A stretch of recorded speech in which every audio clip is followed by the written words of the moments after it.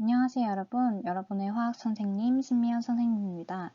오늘은 대단원 3단원 화학결합과 분자의 세계에서 금속결합 그리고 결합의 종류와 물질의 성질에 대해서 배워볼 거예요. 여러분 이전에 어떤 화학결합에 대해서 배웠죠? 이온결합과 공유결합에 대해서 배웠죠? 이온결합은 양이온과 음이온의 정전기적 인력에 의해 형성되는 결합, 그리고 공유결합은 2개 이상의 원자들이 전자쌍을 공유하면서 형성하는 결합이었습니다.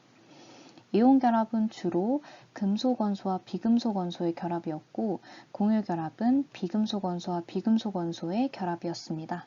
자, 그렇다면 금속과 금속이 만나면 어떻게 될까요? 오늘은 바로 이 금속과 금속의 결합에 대해서 배워볼 거예요. 금속이 안정해지려면 어떻게 해야 하나요? 우리 이 그림 이온화 에너지 배울 때 봤어요. 금속이 안정해지려면 전자를 하나 잃어야 하는데 이때 전자를 떼는데 에너지가 필요했죠? 이 에너지를 뭐라고 했나요? 바로 이온화 에너지라고 했습니다. 네, 그래서 하나 떼면 이렇게 양이온이 되게 돼 있죠? 금속은 이온화 에너지가 작기 때문에 쉽게 양이온이 될 수 있는데요. 이때 금속 양이온과 자유전자가 형성됩니다. 이 전자는 이름이 왜 자유전자일까요? 이 그림을 보면 금속 양이온들 사이에 자유전자가 자유롭게 이동하고 있습니다. 전자가 어느 한 금속 양이온에 속박되어 있는 것이 아니라 그 사이를 자유롭게 이동할 수 있다고 해서 자유전자라고 합니다. 이렇게 금속 결합은 금속 결정 모형 또는 전자 바다 모형이라고 불리는 모형을 통해 이해할 수 있는데요. 금속 결합은 금속 양이온과 자유전자 사이의 정전기적 인력에 의한 결합입니다. 그렇다면 금속의 성질을 어떻게 이해할 수 있을까요? 금속의 성질에는 어떤 것이 있나요? 첫 번째로 광택이 있습니다. 금속은 특유의 광택을 가지죠. 이는 자유전자가 빛을 흡수하였다가 다시 방출하기 때문입니다. 두 번째로 금속은 높은 열 전도성과 전기 전도성을 가져서 프라이팬, 전선 등에 쓰이죠. 이렇게 높은 열 전도성과 전기 전도성을 가지는 이유는 금속 결정 내에서 자유전자들이 자유롭게 이동할 수 있기 때문입니다. 이 그림에서 지금은 전자들이 자유롭게 움직이고 있죠. 여기서 전압을 가한다고 생각해 보세요. 자유전자들이 어떻게 이동할까요? 그때도 여전히 자유롭게 이동할까요? 네, 이 그림과 같이 자유전자가 마이너스 극 방향에서 플러스 극 방향으로 일정하게 움직이고 있지요. 이 때문에 전류를 잘 통할 수 있게 되는 것입니다. 그 다음 금속은 또 잘 뽑히는 성질인 연성과 잘 펴지는 성질인 전성을 가지고 있습니다. 아주 가는 구리 전선을 보면 금속이 잘 뽑힌다는 것을 알 수 있고 또 아주 얇은 알루미늄 호일을 보면 금속이 얇게 잘 펴진다는 것을 알 수 있습니다. 이는 외부에서 힘을 받아서 금속 양이온의 배열이 달라지더라도 자유전자들이 이동하여 금속 양이온과 자유전자 사이의 결합을 유지해주기 때문입니다. 이 그림에서 외부에서 힘을 가하면 어떻게 될까요? 이렇게 금속 양이온의 배열이 달라지겠죠. 그런데 그렇다고 결합이 깨지나요? 그렇지 않아요. 왜냐하면 금속 양이온의 배열이 달라지더라도 자유전자들이 그에 맞게 다시 또 자유롭게 이동해서 결합을 유지할 수 있기 때문이죠. 그럼 정리해 볼까요? 금속의 성질에는 광택, 높은 열 전도성과 전기 전도성, 연성과 전성이 있는데요. 이 성질들은 모두 누구에 의해서 나타난다? 자유전자에 의해서 나타난다는 것이 중요한 포인트입니다. 그러면 이제 우리는 공유결합, 이온결합, 금속결합에 대해서 모두 배웠습니다. 이러한 결합의 종류에 따라 물질의 성질이 어떻게 될지 알아볼까요? 여기 염화나트륨, 설탕, 다이아몬드, 구리가 있습니다. 각각의 물질을 이루는 화학결합의 종류를 적어보면 염화나트륨은 이온결합, 설탕과 다이아몬드는 공유결합, 그리고 구리는 금속결합입니다.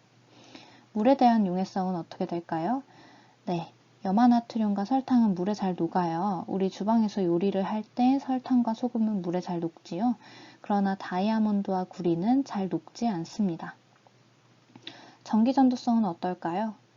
고체에서는 다른 것들은 모두 전기전도성을 띠지 않지만 금속인 구리는 전기전도성을 띱니다. 염화나트륨과 설탕의 수용액에서의 전기전도성을 비교해보면 이온결합 물질인 염화나트륨은 수용액에서 전기전도성을 띠지만 설탕은 띠지 않습니다. 그 다음 우리는 설탕과 다이아몬드의 녹는 점에 대해서 비교해보고자 합니다. 두 물질 모두 공유결합으로 이루어져 있는데 왜 녹는 점이 다이아몬드가 훨씬 높은 걸까요? 설탕과 다이아몬드는 각각 이렇게 생겼습니다. 갑자기 어려운 그림이 나왔죠? 걱정하지 마세요. 여기서 동글동글 공처럼 생긴 것은 원자, 그 다음 원자와 원자 사이를 잇고 있는 막대기는 원자 간의 공유결합을 의미합니다. 설탕이 녹는다는 것은 무엇을 의미할까요? 바로 설탕과 설탕 분자 사이에는 인력이 작용하고 있는데 이 분자 사이의 인력을 이기고 분자 사이의 거리가 멀어지는 것을 의미합니다. 그렇다면 다이아몬드가 녹는다는 것은 무엇을 의미할까요? 다이아몬드는 결정구조를 이루고 있기 때문에 이 결정구조 내에 원자와 원자 사이의 공유결합이 끊어지는 것을 의미합니다.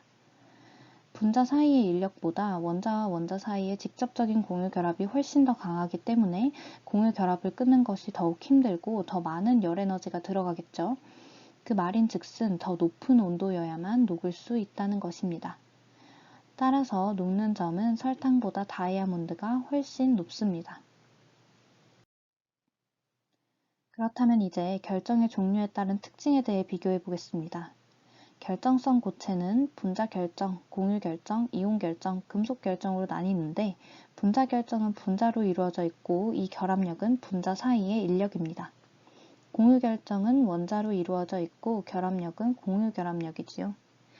이온 결정은 양이온과 음이온으로 이루어져 있고 양이온과 음이온 사이의 인력, 즉 이온 결합력에 의해 형성되어 있고 금속 결정은 금속 양이온과 자유전자로 이루어져 있으며 이 둘 사이의 정전기적 인력, 즉 금속 결합력에 의해 형성되어 있습니다. 그럼 이 각각의 특징을 비교해 볼까요?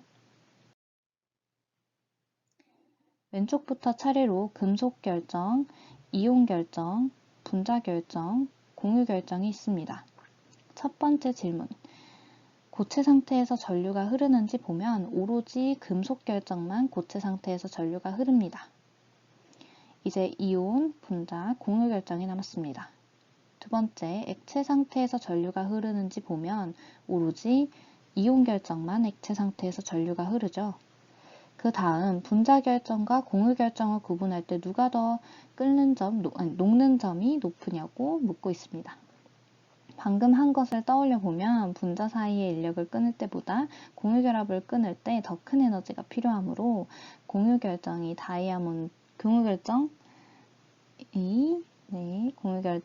분자 결정보다 녹는 점이 높습니다.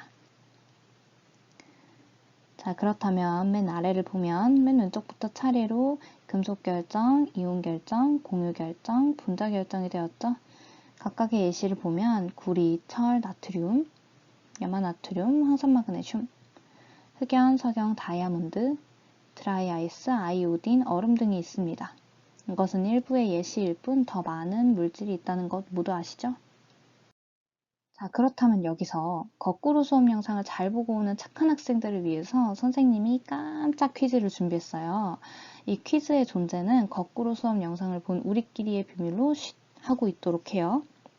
자, 문제. 미연쌤이 가장 좋아하는 색은 무엇일까요? 맞출 수 있나요? 아니요. 이 문제의 답은 너무나 어려워가지고 여러분들이 맞출 수가 없어요. 답은 울트라 바이올릿입니다. 이걸 어떻게 맞추겠어요? 그죠? 자, 이 영상을 끝까지 잘 본 우리들은 수업 시간까지 답을 잘 기억하고 있도록 합시다. 그러면 수업 시간에 여러분에게 좋은 일이 생길 거예요. 그러면 우리 수업 시간에 만나요.